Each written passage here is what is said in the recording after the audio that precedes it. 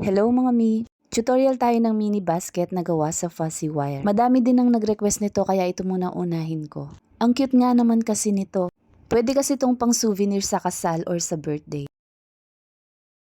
19 pieces na fuzzy wire ang gagamitin para makagawa ng isang mini basket. Kumuha muna ako ng 6 tapos tinupi ko sa kalahati at ginupit ko. Tapos ganito muna yung gagawin mga mi. Nilatag ko muna ng ganitong mga mi.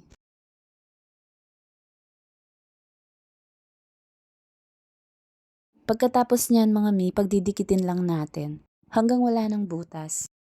Tapos kumuha ako ng 2 fuzzy wire.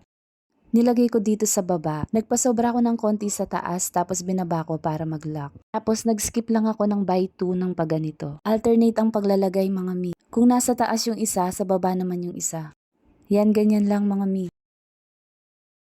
Yan, nilapit ko pa sa camera para mas makita nyo. Basta ganyan lang yung pattern mga mi. Sa taas yung isa, sa baba naman yung isa.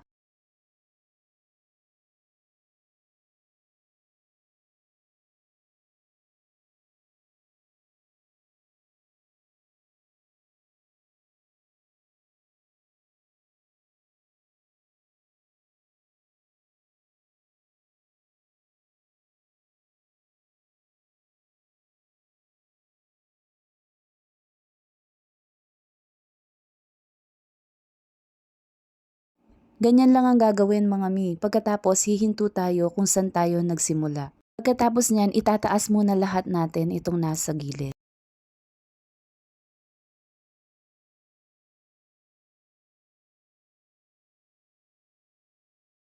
Sunod, ganun pa rin ang gagawin nating pattern gaya kanina.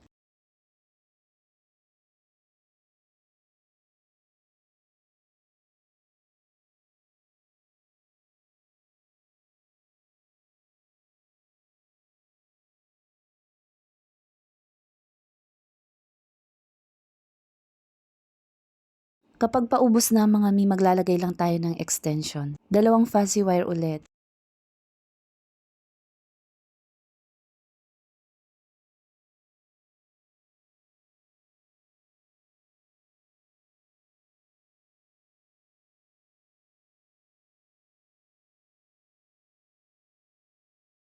Bale 3 beses akong nag-add ng extension dyan.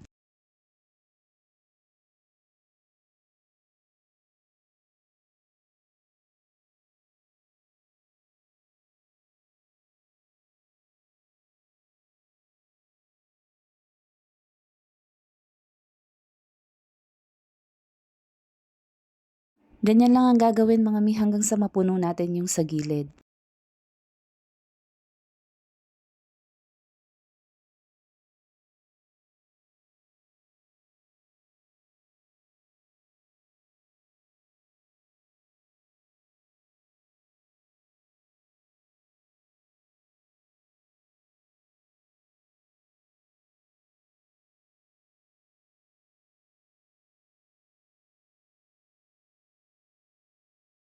Kapag lubog na yung sa gilid mga mi, doon na tayo mag-stop.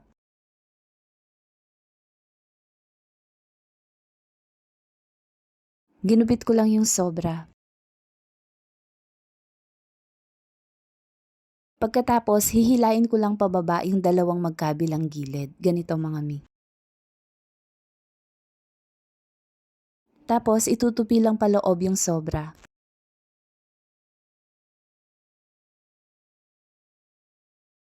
Sunod naman, nagpaikot ako ng fuzzy wire sa 2 floral wire.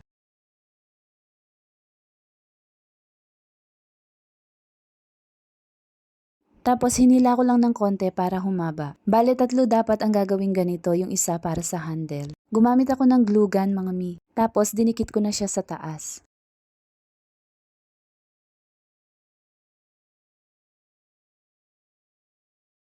Ganon din ang ginawa ko sa kabila.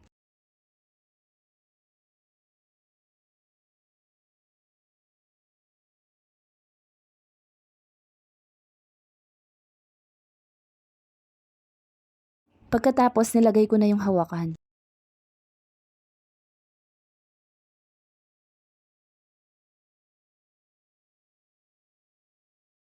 Nilagyan ko lang din ng handmade tag dito sa harapan. Tapos gawa ka na lang ng maliliit na flowers. Thank you for watching. See you next video.